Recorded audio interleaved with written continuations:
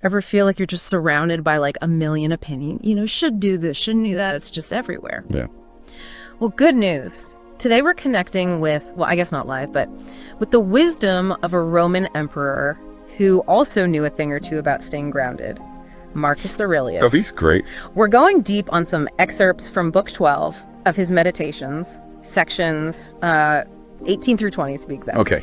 And honestly, reading these, it's almost like getting these little pep talks, from a guy who, let's be real, ruled during some intense times. Plagues, wars, the works. Right. High pressure situations, to say the least. What I find so fascinating is how practical his advice is. Right. Like, you can tell this is a guy who's actually lived through some stuff. Right. It's not just some, like, ivory tower philosophy. No, not at all. It's like he knew we'd still be wrestling with the same human stuff all these centuries later. Totally. Okay, so he kicks things off in section 18 with, well, I like to think of it as his Stoic toolkit. Right. Like 3 essential thoughts that we should, like, always have ready to go when life throws its curveballs. Yeah. Have them in your back pocket. Exactly. So the first one is all about action, but, like, acting with justice. What's your take on that? Well, he's really getting at this idea of intentionality, right? Mm-hmm. Making sure our actions are driven by reason, by fairness, not just, whatever we're feeling in the heat of the moment. For sure. Like, think about those times you get a stressful email and you just fire off a reply without really thinking it through. Oh, the worst. Been there. And then later you're like, did I really need to say it like that? Oh, yes. Every single time. That's exactly what Aurelius is warning us about. He's saying, take that pause, choose the just action over the, emotionally charged one. It's about responding, not just reacting. Man, it makes you wonder how many arguments, conflicts, whatever, could be avoided if we all just hit that pause button a little more often, Right. Okay, so tool number 2. This one takes us in a bit more of an existential direction. Aurelius wants us to really sit with the life cycle of everything. Yeah, everything. It's not just about us, right? Right. He's talking about the formation of things, their existence, and then ultimately their dissolution. Like, this is a universal process. It applies to everything. Yeah, he even uses the example of, like, our own bodies. Right. Like, we're not exempt from this cycle. He compares us to dust, which, I mean... It's a little morbid when you put it like that. It's true. It's true. And I think that's the point he's trying to drive home. How we can get so caught up in, like, the day-to-day, our own little dramas, and then Aurelius comes in with this, like, cosmic wake-up call. Totally zooms us out, right? Exactly. Zooms us out and puts things into perspective. And speaking of zooming out, that brings us to Aurelius's third tool in the Stoic toolkit. Which is? It's this idea of going beyond our earthly worries, our everyday anxieties. It's like, imagine looking down at Earth from space, Oh, like that pale blue dot photo? Exactly. That feeling you get when you see that image, that sense of, wow, it's all so much bigger than us. It makes all those problems that seem so huge, so all-consuming, they suddenly feel a lot smaller, don't they? It's humbling, but also kind of comforting. It is. Yeah. Because it reminds us that we're part of something so vast, so much greater than ourselves. And Aurelius takes it even further. He reminds us that what we see when we look at the stars, that's always been there and always will be. Oh, for sure. Our worries, our triumphs, they're just like, I don't know, a blip in cosmic time. Yeah. So we've got our trusty Stoic toolkit. Act with intention. Remember, everything is part of a cycle. And don't forget to zoom out for that cosmic perspective every now and then. But then Aurelius, he throws us a real curveball in section 19. He says, cast away opinion and you are safe. Like, is it really that easy? Right. Can we just choose to be free from what other people think? Well, it's definitely easier said than done. Right. But I think what he's getting at is that so much of our suffering comes from this clinging to opinions, right? Both our own opinions and, of course, the opinions of others. We get stuck in this cycle of labeling things as good or bad, right or wrong, fair or unfair, and it just creates all this unnecessary suffering. Oh, totally. It's like when something happens that throws our carefully crafted plans off track and we just get stuck in that it's not supposed to be like this mindset. Exactly. And Aurelius would probably say that we're forgetting something really important in those moments. What's that? That everything unfolds according to the universe's plan. It's not personal, even if it feels that way in the moment. Mm-hmm. Okay, yeah, that's a tough one to really wrap your head around. It is. Especially when you're in those really challenging situations. But I guess that's where the trust comes in, right? Trust. Trust in, I don't know, something bigger than ourselves. Exactly. trusting that there's a bigger picture, a grand design, even if we can't see it in this moment. Okay. Yeah, I can see that. And I feel like this connects to another point that Aurelius brings up, this idea of interconnectedness. Like, he uses the term kindred mind, right? Yeah, he's emphasizing that we're all part of this intricate web of existence. We're all in this together, as they say. Exactly. But it's more than just a feel-good sentiment. This interconnectedness, it's woven into the very fabric of who we are. So we're not just these isolated islands. Not at all. Okay, so that can be a source of comfort, I imagine, right? Definitely. Knowing that you're not alone in your struggles, that we all share this human experience. But it also comes with a sense of responsibility, right? Absolutely. Recognizing that our actions, our words, our very thoughts, they have an impact on others.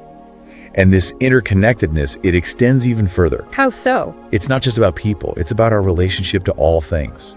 Even the things we tend to hold most dear, our possessions, our accomplishments, even our own bodies. He's saying we don't really own any of it. In a sense, we're borrowing it all. Remember that cycle of formation and dissolution we talked about earlier? It applies to everything. Wow. And when we truly grasp that, that's when things start to shift. It can be incredibly freeing. Freeing how? Well, it allows us to detach from that fear of loss, that constant need to control everything. We can start to appreciate the present moment for what it is. It's like, it's a gift. Yeah. That we get to experience right now. So you're saying that real freedom comes from letting go, like accepting that we're not actually in the driver's seat for, well, most things. In a way, yeah. It's about shifting our perspective. Yeah. Moving from a place of fear and control to a place of acceptance, surrender even. To surrender. I know that might sound a bit passive. It does a little bit. But it's really not. It's actually quite the opposite. It's about recognizing what we can control, which is really just our own thoughts, our own actions, and then letting go of the rest. Okay, yeah. We can't control everything life throws at us, but we can control how we react, how we respond. Exactly. And that takes us to another fascinating aspect of Aurelius' teaching, his focus on impermanence. Everything changes, everything passes. Right. And in section 20, he does this really interesting thing. He takes us on a little thought experiment. He asks us to remember these powerful figures from Roman history. Okay. People like Fabius, Lucius Lupus, Tiberius. Names that most people probably wouldn't recognize today. Exactly. But in their time, these were like the movers and shakers, the celebrities of their era. The A-listers. Exactly. And Aurelius's point is that their fame, their fortune, even their like really intense emotions, they all faded. What seems so important then is now just a story, a footnote in history. It's a good reminder that everything is temporary. Even those things we're all striving for, the achievements, the accolades, it all eventually fades. Makes you think about what really matters, doesn't it? And that's exactly Aurelius's point. He's not trying to make us feel insignificant, not at all.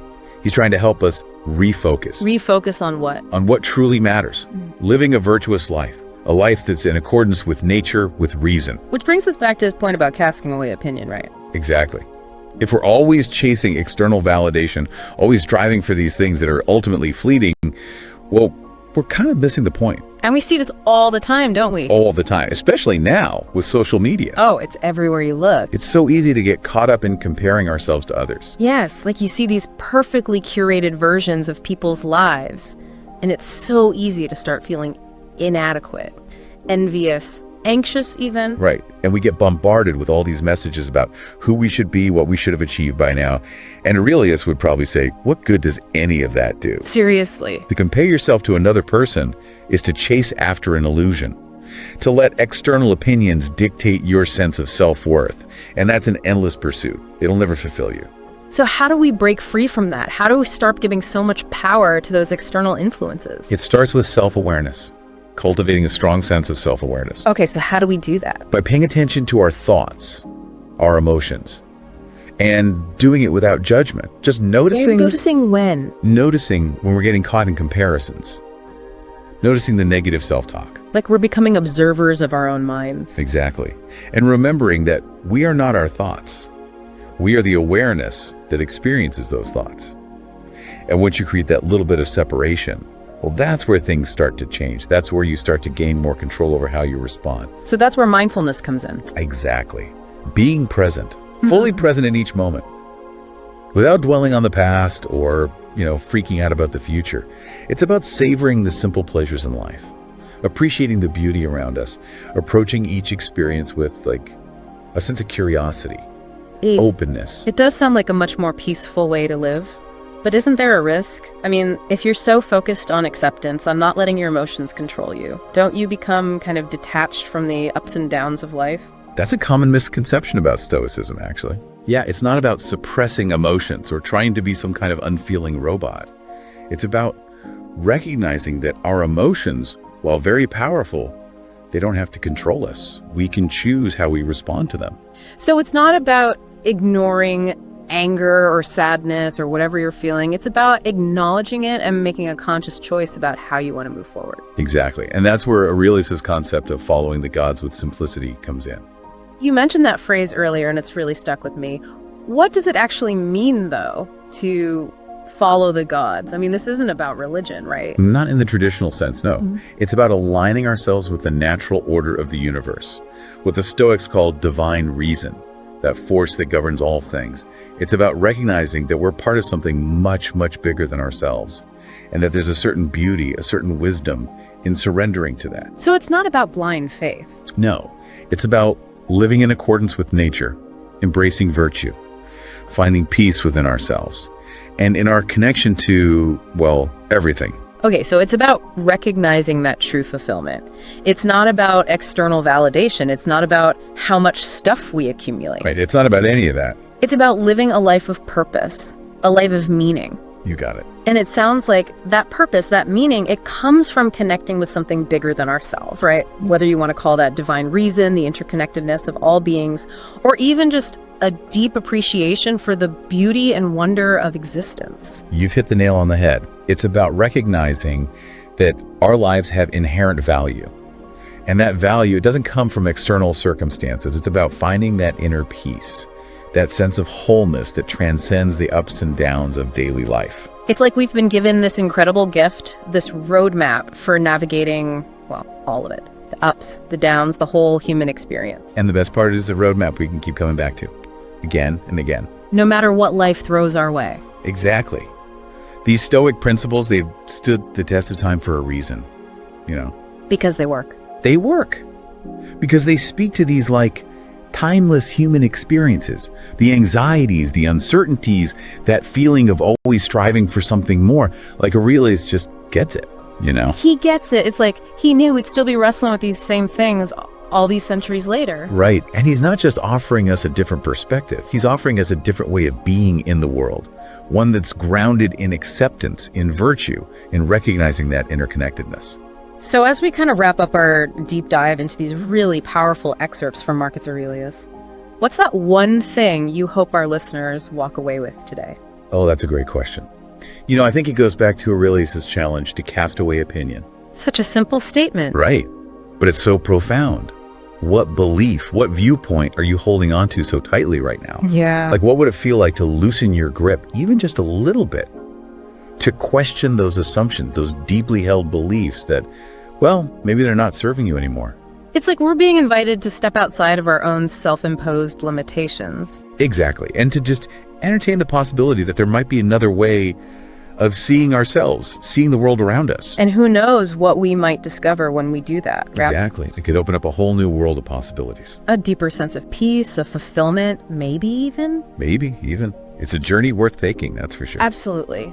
So, to everyone listening, we encourage you to really sit with these ideas, see how they resonate with your own experiences. Yeah. And hey, maybe even crack open those meditations yourself. See what other gems you can uncover. Until next time, keep exploring, keep questioning. Focus through the pain, quietly remain composed, letting thoughts marinate like a rock in the storm. I stand unshakable, no matter what's thrown my way. I'll always remain unbreakable. Gotta keep my head high, staying in control. Stoicism the way I'm keeping peace within my soul, embracing the struggle, finding strength in adversity, determined to rise. Ain't nothing stopping me. I'm a true soldier, never backing down. Resilience in my bones, I wear the Stoic crown. Silent strength is my weapon, no need to make a sound. Unraveled in my persistence, I'll always hold my ground, hold my ground. I wake up in the morning, feel the sun on my face. Grateful for life, it's a precious embrace. Marcus said, think of the privilege to be alive. Breathe it in, let the gratitude thrive. Power over my mind, not the outside scene. In the chaos of life, find the strength within. Stoic wisdom in my thoughts, like a guiding light. Running with the stars, in the cosmic flight. I'm a true soldier, never backing down, backing down. Resilience in my bones, I wear the stoic crown. Strength is my weapon, no need to make a sound. Unrivaled in my persistence, I'll always hold my ground, hold my ground. Marcus said everything we hear is opinion, not a fact, it's a perspective dominion. Waste no time arguing about what's good and right. Be the change, be the beacon, shine the light. Anger's consequences, more grievous than the cause. Death's revenge, rise above, break unjust laws. Being like those who bring the pain. Stoic soul, immune to the toxic rain. I'm a true soldier, never backing down, backing down. Resilience in my bones, I wear the stoic crown. Strength is my weapon, no need to make a sound. Unrivaled in my persistence, I'll always hold my ground, hold my ground. Accept the fear that binds, love with all your heart. In the journey of life, play your part. Soul dyed with the color of thoughts profound. Marcus Aurelius wisdom, echoing the sound. Opinions ain't facts, perspective ain't truth. Stoic virtue unshakable from the roots. Yeah, be a good man, no need to debate. Actions speak louder, let your character translate. Faith brings us together, love with full measure. In the symphony of life, find your own treasure. Marcus said, the soul becomes what it thinks. Stoic rap, carving out mental links.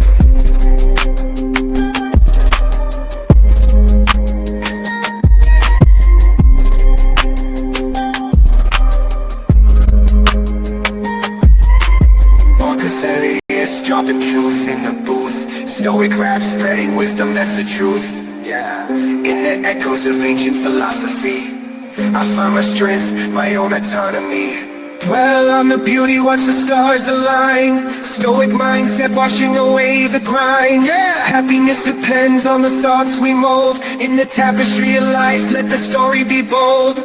I'm a true soldier, never backing down, backing down. Resilience in my bones, I wear the stoic crown. Silent strength is my weapon, no need to make a sound. Unrivaled in my persistence, I'll always hold my ground, hold my ground. For a lifetime, you're not making as much money as you want because you're not as good as you think you are. You're crazy until you're successful, then you're a genius. I think for a lot of people, when you're grinding as a small channel, people think you're too obsessed. You're a weirdo. Stop only making videos. Like, get a life. Be realistic. People will convince you you're out of your mind for wanting to do this. But then once you're successful, they're like, yo, your drive, your tenacity was great. But it's like, yeah, well, where was that back then? I didn't get that when I was a small channel. It's only delusional until it works. So is it really delusional? Once the world see it, there's nothing delusional about it. Now, your delusion becomes, oh, he was a fucking genius. I tell you, the harder and harder you work in here, the harder and harder it becomes to accept failure out there. Second place isn't an option anymore, guys. The more you give in here, the more you get out there. Why would you not want to give it at all? What else are you gonna do? You come here and kill it right now, or stay home on the couch? Watching the light pass you by. What else would you be doing right now? Taking the time off? Or taking the time to get ahead? If it doesn't seem so easy to you, it's because you don't believe in yourself. You believe in yourself, you want to be in here killing it. Because it's giving you that much more of a chance because you believe you can become that. Because they don't believe they can ever get there. So therefore, why take the precautionary steps to sharpen and hone the arsenal to really go to battle? Because they don't even want to go to battle because they know they're going to lose. How do you want to look in the mirror? Every single morning, you want a positive reinforcement or do you want a negative one to go about your day? How do you want people to see you? A lot of times I'll be in a 200 mile run or something like that, and I'm all jacked up. Body's broken, mind's broken, spirit's broken. I started to say, what if I could pull this off? It's the what if I can pull off a fucking miracle. It is not by muscle speed or physical dexterity that great things are achieved, but by reflection, force of character, and judgment.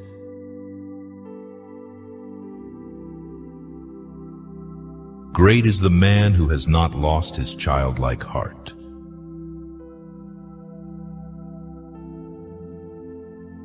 He who suffers before it is necessary, suffers more than necessary. Seneca.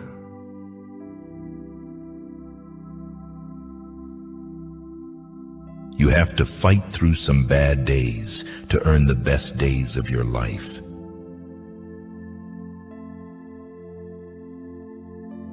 Do your best and trust the process. The harder you work, the luckier you will get.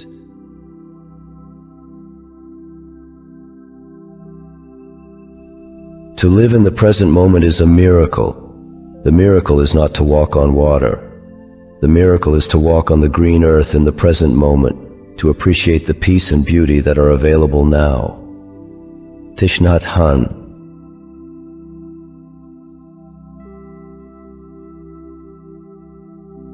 But you, neglecting to do the commands of the general, complain when anything more hard than usual is imposed on you, and you do not observe what you make the army become as far as it is in your power, that if all imitate you, no man will dig a trench, no man will put a rampart round, nor keep watch, nor expose himself to danger, but will appear to be useless for the purposes of an army. Again, in a vessel, if you go as a sailor, keep to one place and stick to it, and if you are ordered to climb the mast, refuse. If to run to the head of the ship, refuse. And what master of a ship will endure you? And will he not pitch you overboard as a useless thing, an impediment only and bad example to the other sailors? And so it is here also. Every man's life is a kind of warfare, and it is long and diversified. You must observe the duty of a soldier and do everything at the nod of the general, if it is possible, divining what his wishes are, for there is no resemblance between that general and this, neither in strength nor in superiority of character.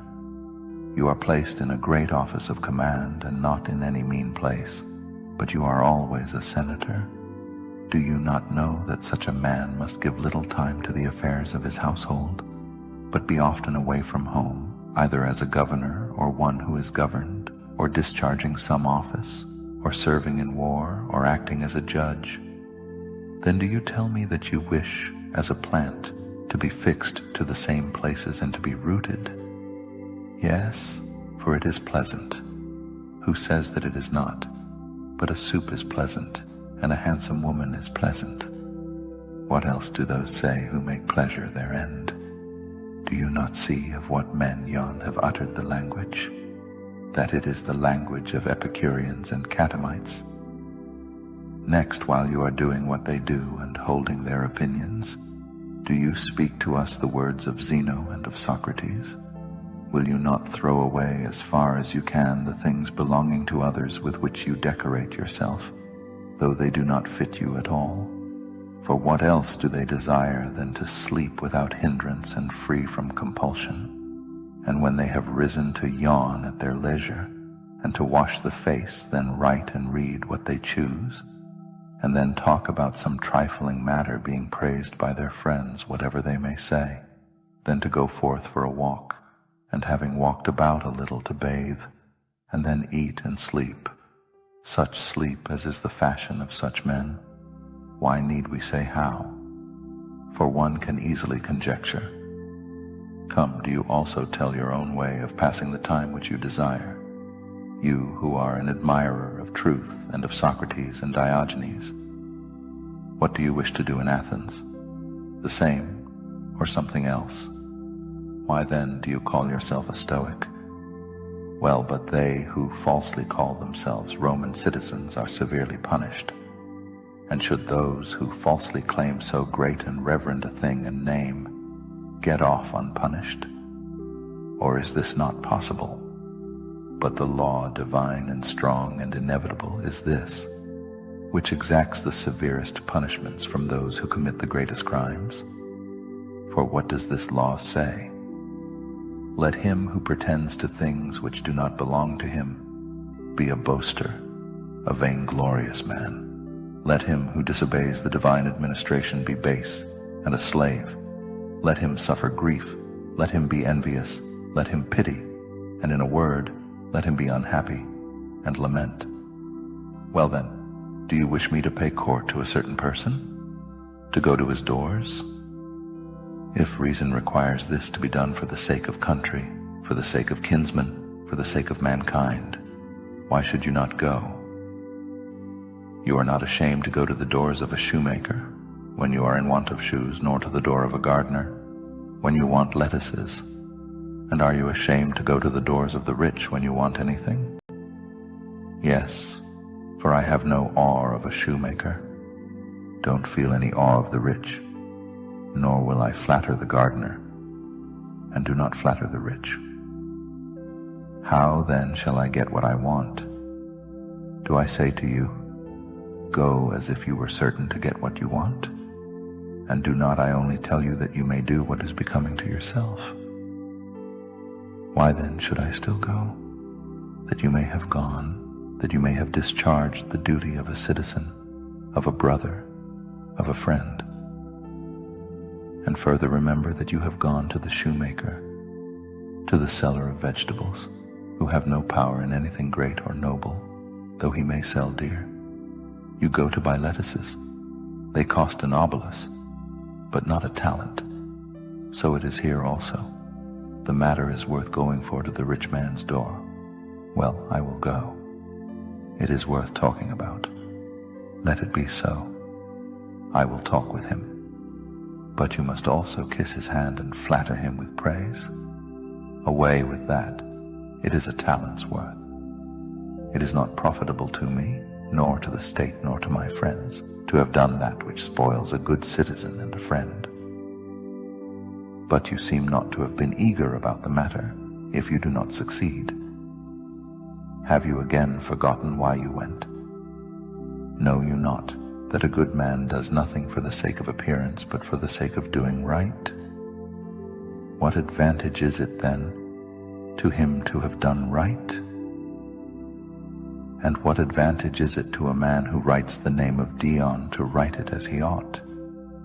The advantage is to have written it. Is there no reward, then? Do you seek a reward for a good man greater than doing what is good and just? At Olympia you wish for nothing more, but it seems to you enough to be crowned at the gate.